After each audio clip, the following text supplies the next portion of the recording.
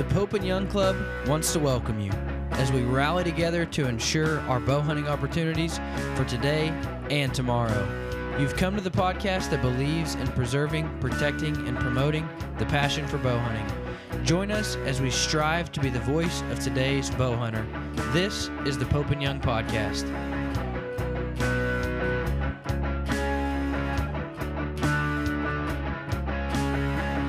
All right, everybody, welcome to the Pope and Young Podcast. I am joined, as always, by my good friend, my close homie, my ride or die, Mr. Tim Rzuski, our director of records. And we have a special guest, Mr. Durk Stark. Durk, how are you, man? Good. Thank you much. Glad to have you here and good to visit with you guys. You can only be so good because you did just tell us that you're good friends with Ken Reimer. So, like, well, you can only be. Let me take that off a little bit. He got me started in the industry. He's retracting that now. Yeah, right. Well, you've known Ken long enough too. If you had the opportunity. No. Hey, no. I always use his name when I try to get into clubs and anything top echelon. I say, Ken Reimer, they let me in. Yeah. I'll get you his autograph even if you want it. Right. So funny. Durk, how did you get started in the industry? Because you play, you have a lot of different irons in the fire. So how did you get your start in the industry? I lived right out of college. I moved to Brookings, South Dakota, and started hunting turkeys down by Yankton. And I'm not one who sits around too long. You met me at the show, and I like to move around. So I looked up how to make a wing bone call. And I was like, man, that's kind of cool. So around Thanksgiving, while everyone else is comatose, I'm there in the kitchen grinding out and making a wing bone turkey call. So I got started making turkey calls, and I moved to River Falls and met Ken. And so I used to make these turkey calls that look like this, with these are straight deer call or wing bones, and I wrapped them with copper wire because I did scrimshaw artwork on them. And that's kind of how I got started doing it. I was selling them at Ken's shop when he had a shop there, and then over to Lund's Hardware. Did you have one of my calls too, or no? No, I've got one my buddy makes, and nobody knows how to use these. I have to demo this all the time with people. I tell them try to suck a strawberry through a straw. Exactly. So then I started doing the calls like this. I did a World Slam series for Wild Wings, and then actually for the NWTF, I won second place at Nationals with that. One wing bowl call from every subspecies with a big shadow box. It's cool. And so I got started doing seminars, and Ken brought me in. He became a sales rep, so I was doing seminars for Thermacell when it first came out, buckwing decoys, Haydel game calls at Cabela's, and really got into that. Hey, talking to people, and then eventually started my call company. Wild Wings represented me, and we did reproductions for every conservation group out there for their banquets, except Pope and Young. Except Pope and Young. I know. I didn't know anyone at Pope and Young at that time, and Wild Wings, I don't know. Dylan, I have us a new donor. For convention. Well, you already have. Because last year I donated a hunt from the ranch for Pope and Young at the convention. Fair enough. Yeah, no. So that's how I got started in it. And eventually I just said, you know what? I want to do my own things at seminars. I don't want to just be relying on what a rep group does. So finding my own products. So I started doing that. And a friend of mine came to me and said, hey, I have this new camo pattern. Can you help me? Let's do it. So we took this thing to SHOT Show, and it's called Mountain Mimicry. And if you're familiar with that, that was the first pattern for Sitka. Then it was the first pattern for Cryptek. So I got involved with the licensing agreements with that, and we licensed it to Proas.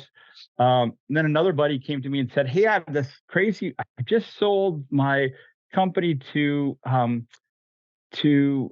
had a broadhead company and I had a sight company. I just sold that. I'm starting a new broadhead company called Flying Arrow Archery.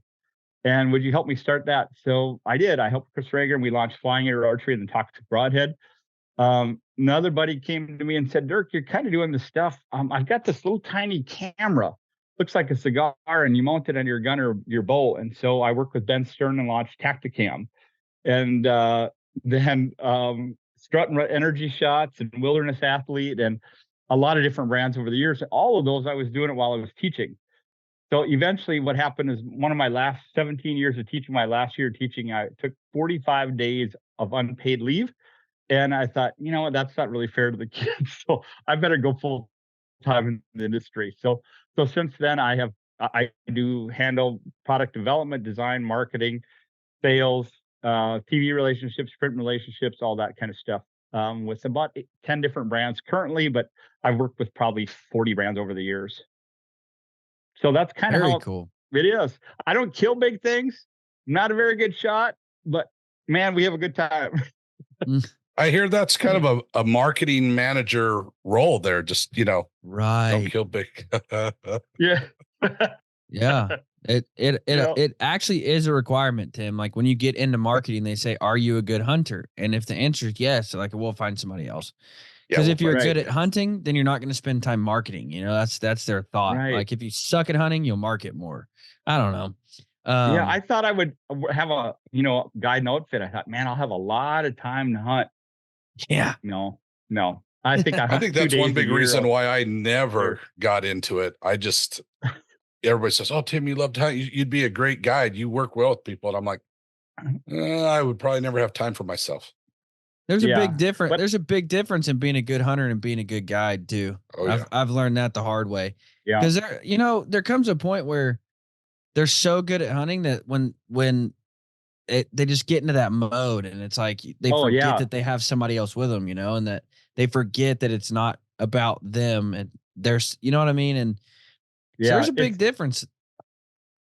Yeah. If you just turn into a straight killer, you're not really part of that hunting culture anymore. All you are is killing. And, out at the ranch, we set it up that it's really like hunting camp, having guys out and, hey, you go here, you go here. And I'm not militaristic about stuff. We're out there to have a good time, whether we're shooting turkeys or prairie dogs or skunks or eating rattlesnakes, whatever. It's really an adventure. And that's what people come to the Black Hills for. It's not, especially if you're coming from the Midwest or Wisconsin or Minnesota, you just don't have scenery like that or ground like that or hunting opportunities. So that's what we try to make it out there. But yeah, it's a lot of fun to be able to combine my passion for hunting with the ranch as well as the marketing and sales side. So, but cool stuff. But yeah, we met. Was it at SHOT or ATA, Dylan? Was it ATA? ATA. And and Tim there too. So I was there with Fletch. And that's been I think I remember that too. Now. Yeah. We went upstairs and, you didn't buy pizza or anything like that. Dylan and I sat there starving and Now, because I want to talk Fletch, and I want to talk Velvet Antler. But I also, because you had already mentioned that you're a donor for Hell's Canyon. So how did Hell's Canyon start? Where did Hell's Canyon and outfitting fall into this whole brand management, marketing, getting in the industry thing? Sometimes a squirrel finds an acorn once in a while.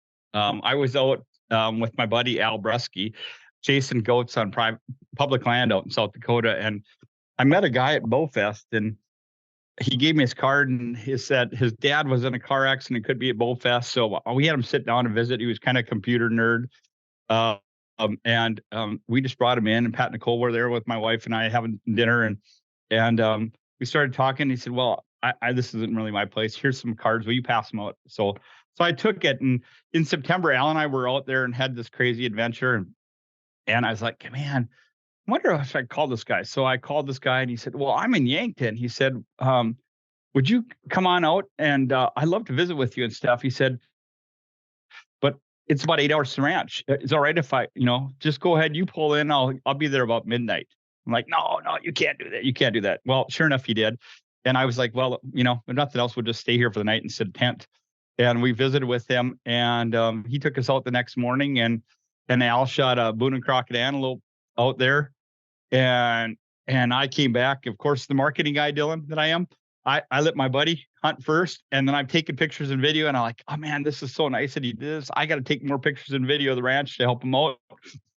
And 3 weeks later, this guy's mother calls me out of La Crosse, and I'm like, who is this? And she said, well, Jeff died. He got COVID, and he was out. And the week after you guys were there, he was with a hunter from New York, and they left after 2 days, and he died of COVID. I'm like, so I call up the landowner. I said, Dan, did you hear that? And Dan said, no, I didn't know what was going on, and just hadn't heard anything. And so that was about October-ish. And then a month later, my birthday, Dan calls me up, the landowner, said, Durk, I pulled some pranks on you out there and stuff, and while you were there, and you seem like a pretty good guy. How'd you like to work together? And I said, man, I don't know if I can do that. I got to talk to my wife. He said, here's the deal. I'm not worried about money. He said, just bring out good people and we'll figure the rest out later. And I went to my wife. I said, honey, every guy's dream to be guide and outfitter. And we'd just been married for a couple of years. And she looks at me and said, well, if it's your dream, you better do it. And I just about tipped over. I was like, where's the trap in this one? Right. But that's how it's went. And so this is my 4th year out there. And I actually called up Joe Maxwell to start out with and Skip from Gearhead. And I said, guys, I don't know what to do about this. What do you guys think? And they said, I said, do you guys want to come in or do stuff? And they said, you know what, just run it. Then you can control it. It keeps the pressure down. You don't have to worry about people fighting about stuff. And really, that's kind of how it evolved. And so it's not this that I'm a full-time guide out there. It's really a hunting camp for friends to come out and have a good time. Yeah. That's about it. So Very when you cool. get time, I'll be there next week. I think you just said that we're friends, Tim. I think you called us friends. I've heard people say that to me before, and then 5 minutes later, like, ooh, what an honor. Yeah. So what all do you have on the ranch? What all do you got? Lots and lots of Merriam turkeys, mule deer, whitetail, and antelope. There's about 60 head of elk on the ranch as well. Of course, we can't draw a tag on those. There's mountain lion, bobcats, rattlesnakes, badgers, all sorts of critters. And in the ponds, there's some good fishing for crappies. So we do a little bit of everything. Now, do you live on the ranch? No, I live in Alexandria, Minnesota. If you can't tell by my accent, Hey, that's where you'll we'll be in 2 weeks. Isn't that get your interesting? tickets? Did you get your tickets? Ching. I have not yet. He's trying to upset Heather. No, I didn't know. I saw this Durk. thing. I'm planning on being there. I even called, that other the guy who shall not be unnamed from Wisconsin to see if he's coming as well. But yeah, I plan on being there for that, and there might be some things that I might be dragging along for some goodies. Guys, for those of you that don't know, May 18th, we are going to be at the Alexandria Shooting Park for one of our bow hunter bashes. This one's in collaborations with our friends at Dialed Archery. It's going to be a super fun event. Our auction has shaped up to be an incredible auction. We've got some great auction items. We've got javelina hunts with wards. We've got bear hunts with adrenaline. We've got, I shouldn't have started naming them because I can't think of them all. We've got pronghorn hunts with Heartland Pride. We've got canvas wall tents. We've got camo packages. We've got redneck blinds. And Durk Stark is going to be there, folks. I mean, what else do you need? So join us. Tickets are going to sell out. Pope-young.org. And you can, in the banner up there, you can click on the banner and get registered for that event. So we want to see you guys there May 18th, Alexandria, Minnesota. Be there or be square. You can get Durk's autograph while you're there. He'll give them out for free. There you go. Tattoos. Yeah, bring bring that pronghorn, bring whatever else you want to measure, because I will be there for 5 days teaching a workshop with Boone and Crockett, and we do a joint workshop. And so there you go, Durk. Yeah. So if you do come to the ranch, you gotta get the mark, the brand. Oh yeah. We're going. Listen, Durk. There's a lot of things I've done. There's a lot of things I've done to kill stuff. So I'll put that smack dab on my forehead. You get me a big enough deer. I've had 9 hunters get it. Actually, a couple from West Virginia came out for their honeymoon, and she killed her first deer, velvet buck, and they both left with tattoos. Are you giving the left tattoos? With tattoos? You're doing the tattoos, or is that a brand? Well, I actually getting a brand made, but I've had 9 hunters go to Sturgis afterwards and get tattoos of the ranch.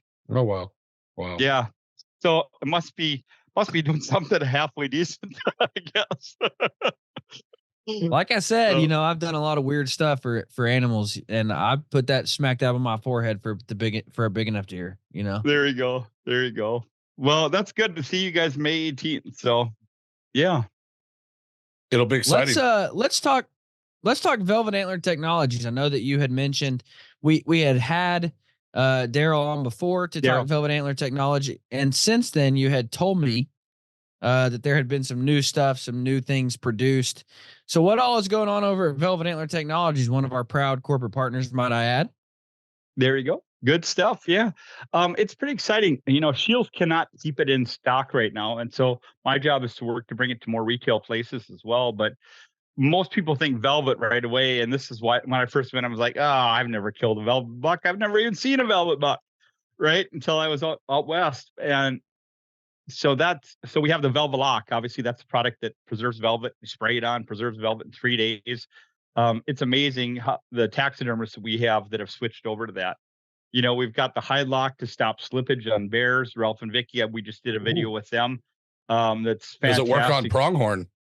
It works on any animal that has hair. Main beam attraction, that kid down there in New Mexico, they did a test where they sprayed two hides, one with Velvet Lock and one without, and they put them in a garbage bag and left them in a horse trailer for a week. And when the one came out, it smelled fresh, and the other was just pudding. Oh. So it works. It works phenomenal. We've got the fan lock. Yeah. I couldn't even. Yeah, it was pretty nasty. We got the fan lock. We got the bone break. Tim is not the kind of guy to like that test. That smell of dead guy. Oh yeah, right. Oh yeah. Can you imagine 90+ degrees for a week in a horse trailer? What that smells like? Oh, I have killed enough pronghorn and tried to get the pronghorn capes into a cooler and frozen and everything. And I've lost 3 out of 7 capes, and I had them in cool situations as fast as possible within an hour, and they slipped so bad. Right. The other thing that we found that a lot of bear hunters will be up north and they roll up their bear skin, and they'll throw it in the cooler or the freezer. Well, what happens is they get hot spots. Doesn't freeze. They get hot spots, or they rot, or they don't split the lips on their mule deer, their bears and stuff, and those rot out, or their eyes and stuff. So really, we do a lot of education about that product, how to use that correctly.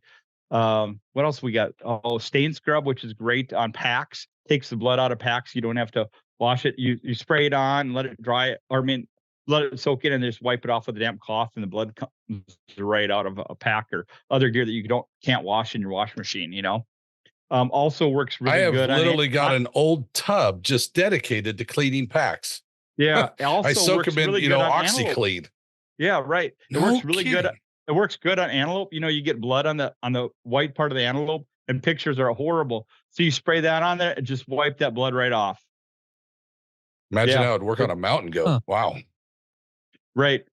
Exactly. So they have really innovative products like that, for all different kinds of things. And I just basically create the tagline: anything from the field to the family room to preserve your hunt, or preserve your trophies. So that trophy clean, that's been a big one. A lot of people have mounts, don't realize they have bugs in them, and they start moving them, and all of a sudden the hair starts falling out. And that, I cleans them out, kills the bug, kills the eggs, keeps the bugs away, and now has a UV inhibitor in it, so your mounts don't fade from spotlights or windows.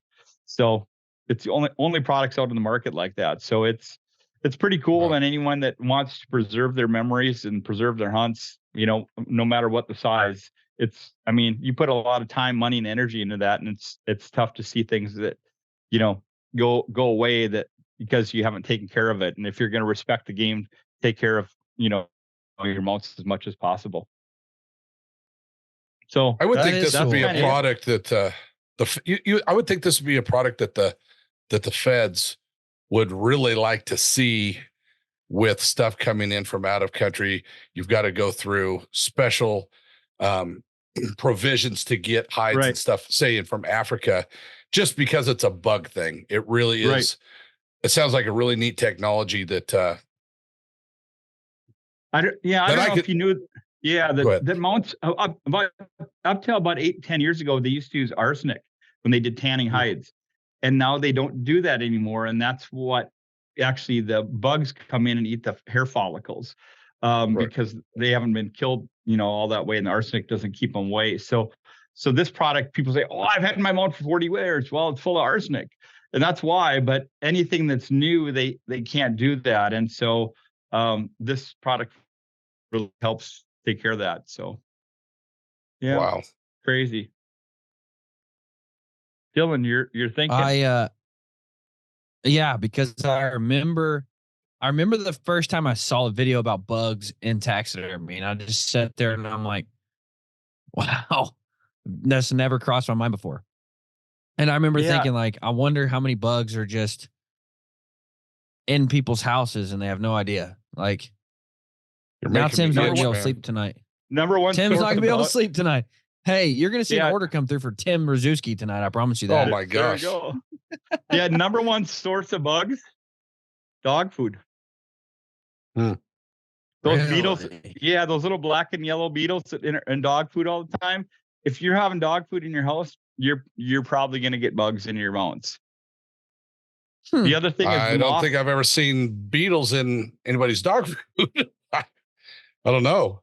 Well, you have the dog food out in the garage or stuff like that. They'll come in, or the carpet moths. That's the big thing too. There's actually 6 different types of animals that will eat on the hair follicles or the tissue of mounts. Wow, that's crazy. What you would did you talk about? I would think you'd be out of business. I mean, you would be out of stock forever with every taxidermy shop. Yeah, so we're trying to actually work with taxidermy shops to pre-treat their mounts with Trophy Clean before they send them out and tell their customers, here's what we did is we pre-treated this so your memories are secure. Take care of it after that. Wow. Yeah. Did you talk about fan lock yet? Because that's a really cool product too. Yeah, the fan lock is real similar. Actually, that mount back there is fan lock on it. You kill a bird, you've got the meat and fat. You always try to get as much as you can, but you never really can. And we put the borax on, that just dries it out, but the bugs will still come through that. It still stinks either like borax or it still smells like rotten flesh. And so this stuff, you spray it on the fan, the whole thing, to kill any of the mites in it, as well as the meat part, and spray the meat part front and back for the next 4 days. It almost gets hard like a piece of plastic. It's crazy. And we were at NWTF and really preserved, good enough for, doing reaping, or good enough for your decoy in 24 hours. Wow. Yeah. I've got 2 fans right now between cardboard, smashed down with weights, with borax on them, sitting on the back of the boat right now. Just, they'll sit there for a month and they'll pull them out, and they're dry and hard, but I've never really thought about the bug aspects. And having raised birds when I was young, feathers, birds, period, have a lot of bugs. Right. Yeah. The other thing you can do is take a clothes hanger and hang your fan upside down and clip it to the clothes hanger. So all the feathers hang down and keeps it wide open. And then you don't have to squish it, and it works out really good that way that we suggest things. But it also works on the turkey feet. Right on. So you can inject it in the feet, or you can just spray it on the feet over and over and saturate it. So you preserve those, as well as a lot of, you pull the beard out. There's always some stuff in there. The bugs like the tips of the beard. So I would always recommend to spray that too. He's looking back there. Very cool. When we're done with this, I'll show you something. Tim's a little bit of a, what's the word I want to use here? Awesome. No, that's not anywhere close to what I was thinking. Squeamish isn't even the word. No, I'm not squeamish at all, but I don't like bugs. I'm a germaphobe. Yeah, like germaphobe, gross. Like as soon as he said putting the hide in the trash bag, I was like, yeah, that's not Tim. That is not, Tim would never. That's like touching a public restroom door handle. Nope, not doing it. Whoa. You know what that is? That is a turkey head. That is a turkey that we bone bright. Wow. Right? Bobcat. Okay, here's a question for you. How long, if something's been what's that product called? Bone bright. Yeah. Jeez. It whitens your skulls. Yeah, actually it has a degreaser. One has a degreaser. The new bottles have mossy oak on them, but it's a degreaser, and then one is a whitener, and it doesn't have bleach in it, so eat at the bones and deteriorate, make them dusty. So for every product that you have that will last me 5 years, how big a box is that and how much does it cost? Yeah. It's not bad. They're about $25 or $30 for some, like the Trophy Clean, and that'll do two deer heads. So you think about that for $30 for 2 deer heads for the year. To keep bug pretty good. It works on turkeys, ducks, geese, all that stuff. Anything with feathers and fur. But so on a skull, say I've had a deer that's been hanging up since 2004 and it's just not white. It's just not bright. Yep. You could still spray that on there and get it to look better. Yes, you can. And that's a really cool thing about it. You can pull the grease out of it and let it sit. What happens is it gels up and top, and you can just wipe it off and keep applying to get all that grease out, even on an old skull. And then you use the whitener on as much time as to get it as white as you want. And we've actually, on our Facebook page, we show a mountain lion that is almost 10 years old. And one side is been in the garage, all greasy and dark, and the other side is just white. That's fascinating. Cool. Quick tip out there to taxidermists and hunters.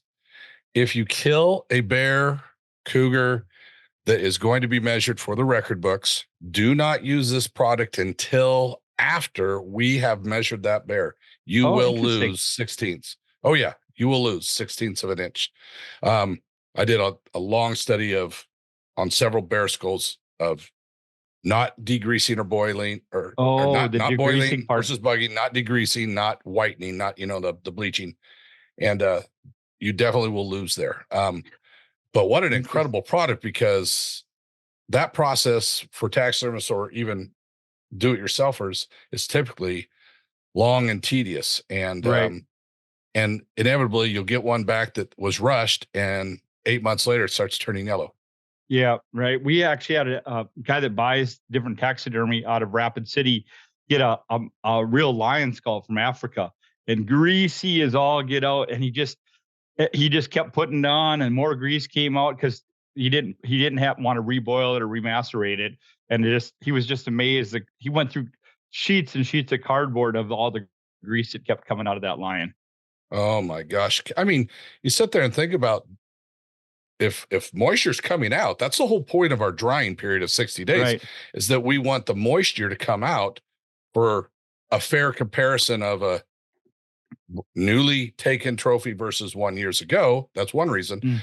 But if that much stuff is coming out, that obviously adds up in inches, in mass. in bits of inches of mass and even length. Wow. Interesting. Good call there, Tim, man. You are I would have never thought about that. Oh, Timbo Fantastico. He's on top of it, huh? Oh my gosh. He's kind of like the guy at the end of the bar at Cheers, isn't he? He's kind of like, he's more like Yoda. If you ask me. Yoda. Yeah. Shaped like Yoda. Ugly, but smart. Like, that's how I view him. So. Let's talk about Flex. I hate saying the name of that. Fletch. Flex. Think about this. Flex. Yeah, Fletch. I know. It's still just a tongue twister. Fletch. Yeah. Wait, how long ago did you get involved with those guys? This has been my 4th year with Fletch. Ran into them at the ATA show, and they had a small 10x10, and they're sitting back, and I'm like, you got a vein gun. Where are you from? And they said, Minnesota. I said, no, you're not. I said, I know all these different companies from Minnesota. And they said, we are, and I found out that really they own the target side of things. Really didn't know much. They hadn't really done a lot in the hunting side until they met me, and they were just launching that Silent Night vein back then. And since then, it's really, the Silent Night has taken off. I mean, pretty much every major TV show is using the Silent Night, has asked and requested to use it. The SK2 has been the fantastic vein for 3D. And this past year, we launched that Pro 2.5. That was a combination of Joe Maxfield, Brandon Reyes, Darren Christianberry, Christopher Perkins, and Ryan Jeffries. It all said, hey, we need to make it a little bit shorter. We need to add a little bit more tail for drag and things like that. So it's not just a reduced Silent Night. It's got a different profile to it. And then I didn't know this until I started working with them, that Fletch veins are the only were first the non-feathered vein on the market in 1970. So they were the first one out there. And it was designed by Roger Grumman, who was a 3M aeronautical engineer. So if you look at the profile of a vein, they're tapered from the base up, much narrower base than most other veins. And the cool thing is they're a rim molded process. So all these manufacturers and engineers out there, they're going to go, what's rim? Isn't it just injection molded like everything else, or extruded like many of the veins are? And it's not. It's 3 polyurethanes that are melted together, put into, actually, no, they're not even melted. I should say that they're actually liquid, and they heat them up and they cure it. And they actually cure it afterwards in a annealing oven. But what that does is it cures in the memory. So if you squish their vein in a boat case or a Target, or we've had people leave them in a Target for a month, they're squished down like this, and it's the only vein that will come back to shape on its own with no heat. Huh. So there are the 3-inch Silent Night weighs as much as, the standard 2-inch out there. So better for FOC, quieter, faster, lighter, kind of a, if you're stealthy bow hunter like Tim, quieter, faster, tougher, it's got to be the all vein. Words used to describe Tim. Yeah, right. Back in the day, I definitely could have adhered to that analogy. Today, it's more of, can I even get out of my chair without breaking a bone? They actually call Tim the Silent Night. That's what. Yeah. Mainly because his CPAP machine keeps him quiet at night now, but that does. Yes, it does. So it's pretty cool. Since they do all their own molding, they have probably the most colors. They have pearlescent colors. We launched the clear vein. People really like that for 3D. We've got the gray veins, black veins. And now we launched this glow in the dark vein that's pretty awesome as well. So that states that you can't use lighted Nox. That glow in the dark will charge like in an hour, and it lasts 9 hours. So that's Idaho only right now, I believe. Right. That can't use a lighted Nox. Yeah. That's the only state. Yeah. That I'm aware of anyway. Wow, I like that glow in the dark idea.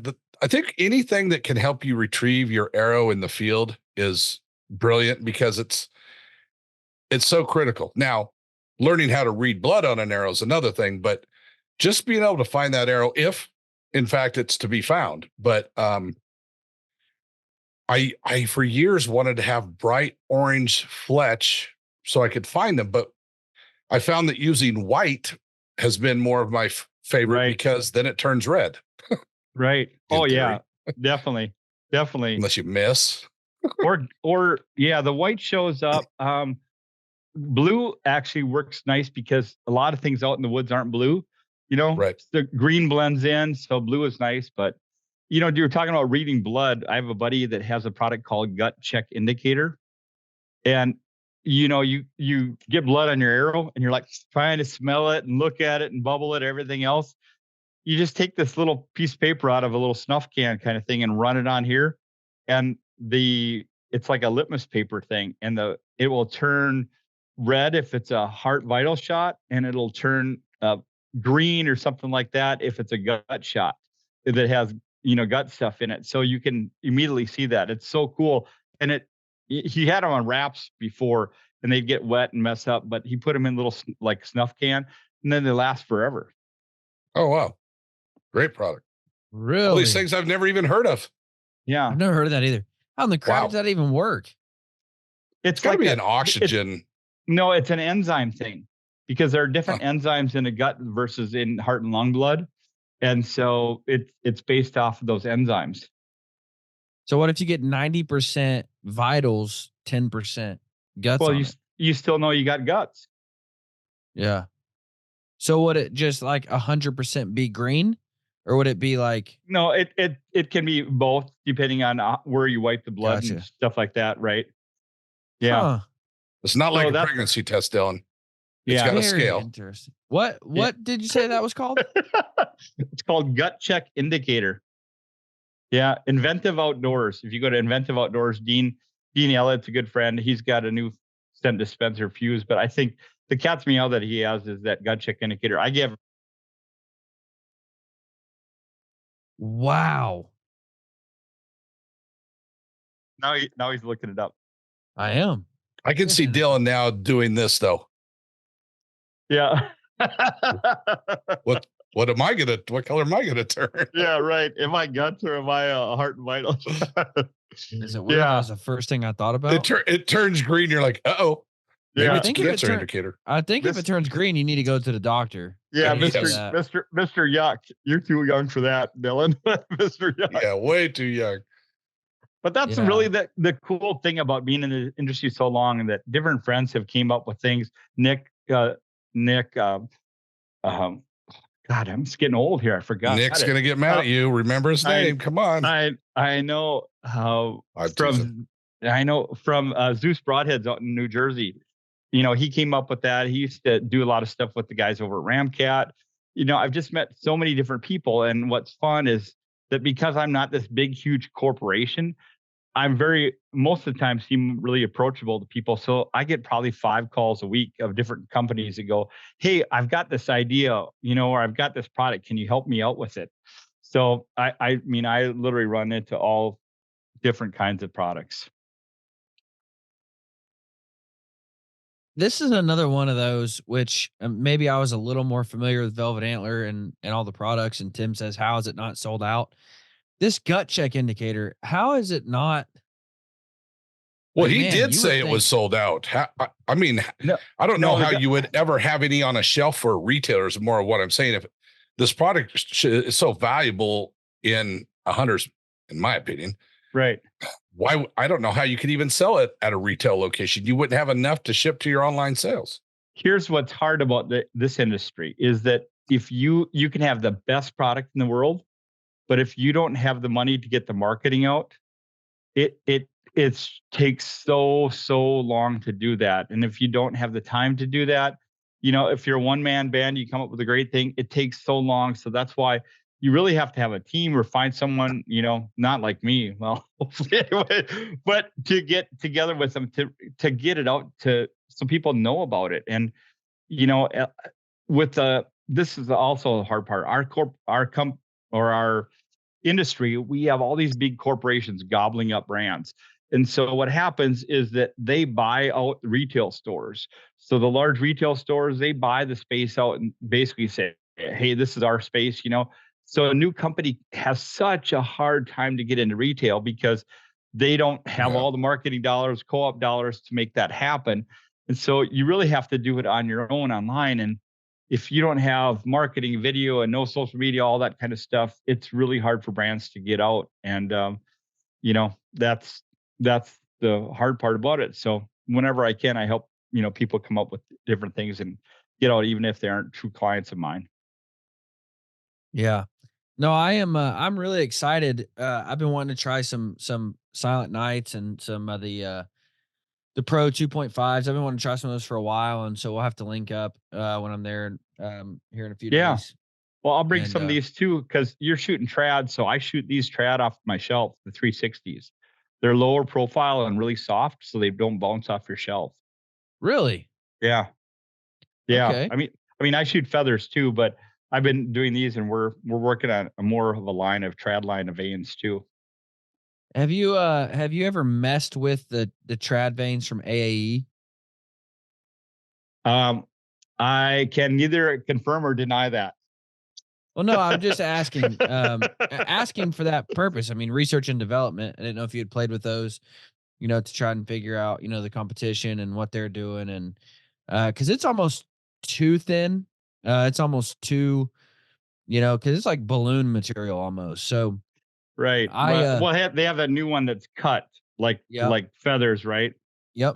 We have one called the Flame Vane that has like flames off for target, and the kids love it, but it's noisy as all get out. And so what's nice about us is that we can turn down our gear ratio and actually make the vane softer or firmer.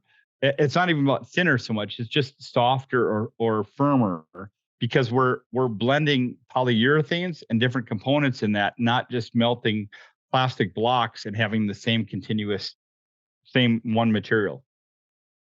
Very cool. I look forward to seeing what you guys come up with.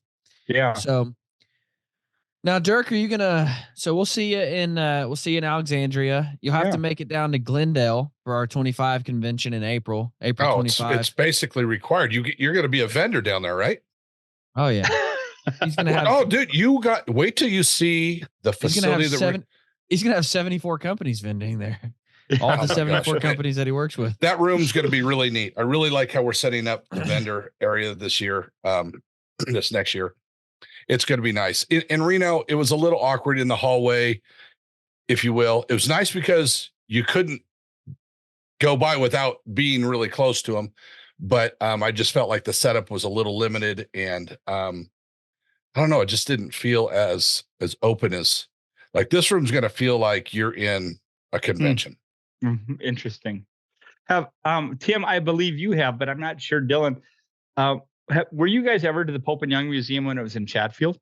Yeah, I was not. Yeah, so it was more impressive now that it's not there. It's not somewhere right now than it was when I was there. When I was there, it was impressive, but I wish I could see it again. What's nice, and I just talked to Justin, I hear that the board is having another meeting with Johnny and Bass Pro. Yeah. About breaking the ground, if you will, or knocking out the wall to build our wing at the Wonders of Wildlife Museum for the Pope and Young Museum that was scheduled to happen at some time. Right. I hope they get that going soon. It's going to be a great thing for Pope and Young just to get. It's a great thing for anyone in the industry. But for archery too. Right. It is incredible. The number of broadheads. I mean, it reminds me of the day when I went to the Martin bow shop. Yeah. I believe it was the Martin bow shop. And he had bows that never were released to the market. He said, when we came up with these, the industry said, that's too out of space looking. And a lot of those concepts are kind of coming back around in today's bows, but it's amazing to see where the inventiveness from bows to broadheads to arrows. I wonder how many broadheads. Fletches. Right. So broadheads. I mean, I'll bet you there were well over 1,000. Oh, easy. I mean, it was a couple of rooms of solid broadheads. I mean, I have probably 150 different broadheads, but I mean, that's nothing compared. I was there. I was like, oh, that's that one on the market. Oh, that's that one on the market. It's like, everyone's like, oh, there's this new broadhead design. I'm like, nah, that was there in the 30s. That was there in the 40s. Yeah. I think Larry was telling me, and what a great historical reference. Larry is. Larry Strife was telling me that it got to the point when he was working in the office that a new broadhead company or a broadhead company with a new line would send them commemorative ones or prototypes. Like, this is going to come out in 6 months and make sure it was going to be in the museum. It was going to be a piece of history. We had so many bows, vertical bow. I mean, long bows recurve that were donated to the club for the museum. So many that Bass Pro and who organized this move said that we could take maybe a third of those. And so many of those we've been using in silent auctions and at our conventions. Just amazing how giving the archery industry has been to Pope and Young, especially when the museum was there, and it will be back. It will be an incredible piece for not only the Wonders of Wildlife, but for Pope and Young again. Yeah. Very cool thing. Yeah.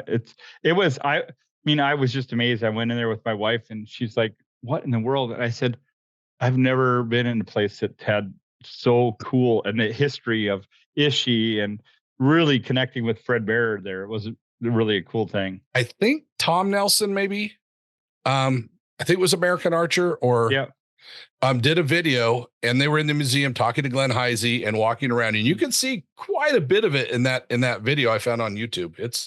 It's pretty impressive to still see that piece of property was super impressive. But here's an interesting little fact. When we moved to the office we're in now, you can stand across the street and look over the building to where the other building was up on the hill and see it. It's not that far away, less than a mile. Mm. And the traffic that we get into the office where we're at now in Chatfield, way more, far surpasses what we were getting from the locals before.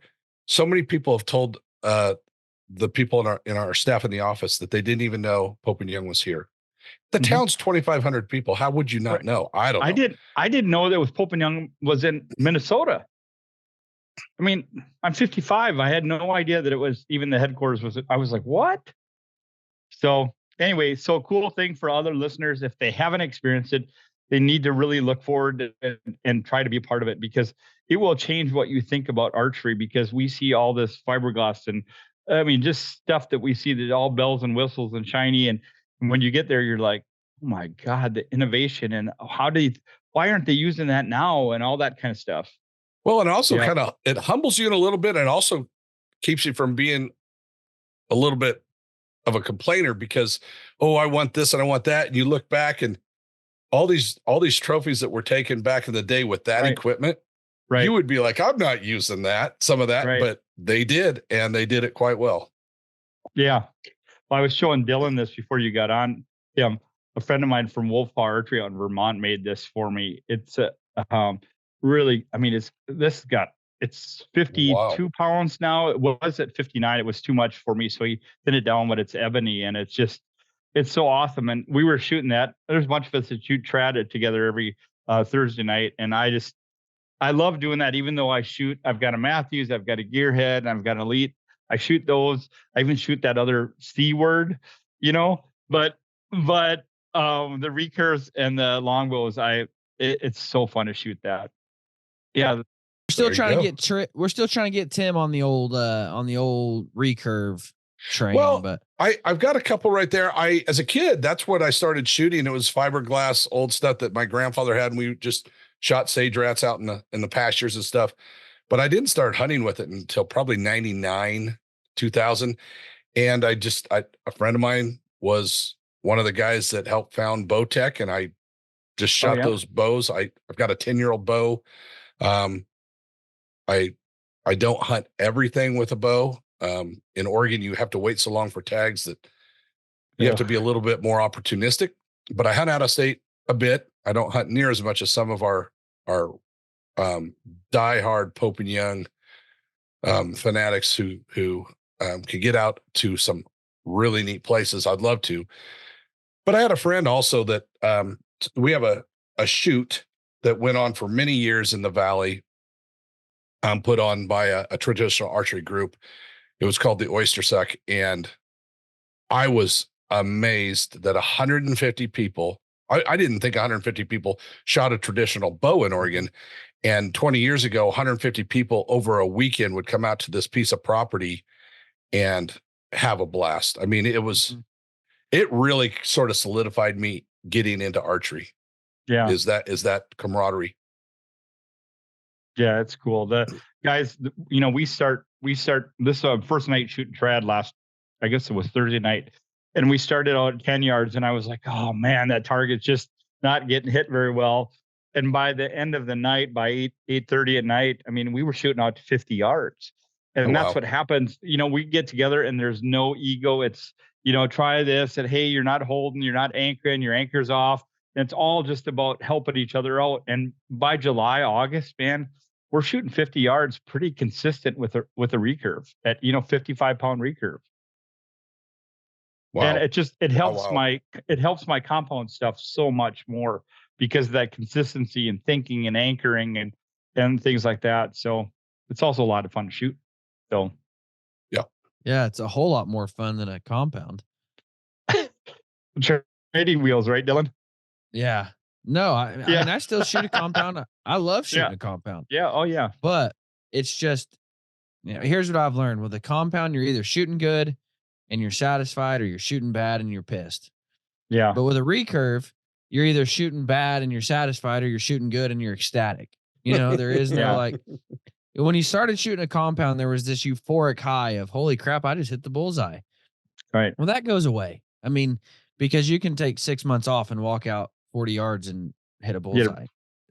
that's pretty well. I mean, so with that recurve, there's just that constant like this sucks, and then there's that oh my gosh, I hit the bullseye.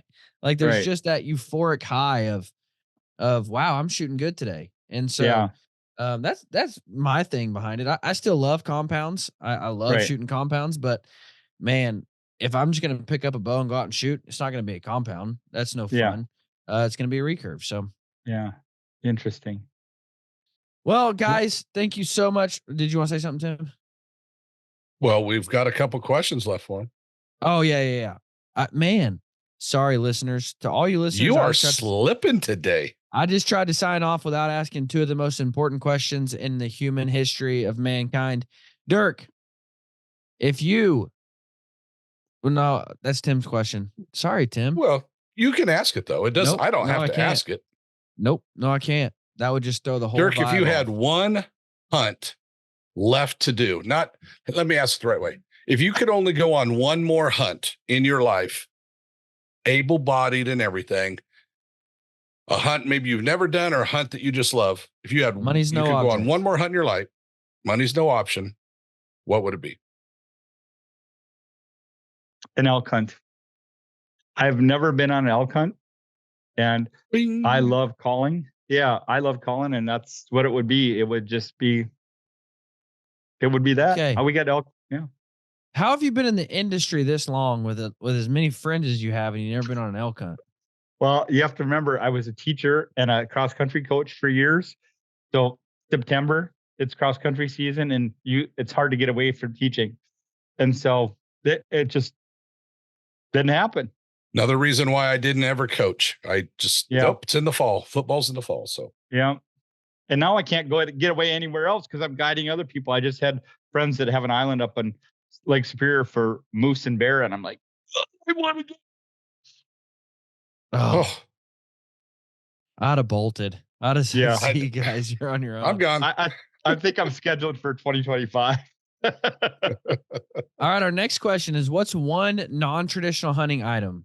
And it seems like you have a lot of friends that have non-traditional hunting items. So what's one non-traditional hunting item that you always have with you when you're out in the field? Not binoculars or a bow. Everybody's got that. Not a knife. What's one non-traditional hunting item that you always find yourself with? How about Altera alpaca socks? That would be non-traditional. Alpaca like socks. You always keep a backup pair in your pack, or you're wearing them? I'm always wearing them. In fact, I forgot my Kenetrex for when I was guiding out this last run, and I just had my cowboy boots. So I was running for a week up and down the mountains in my cowboy boots, and 0 blisters, 0 ache in my feet, and 0 hot, sweaty feet. Wow. Yeah. What? Yep. No way. I'll tell you what, there are things that you learn over time in your life for guys our age. Yeah. Don't skimp on optics. Yeah. Ever. Don't skimp on your bed and socks. Good socks. Oh my gosh. Yeah. And boots. Yeah.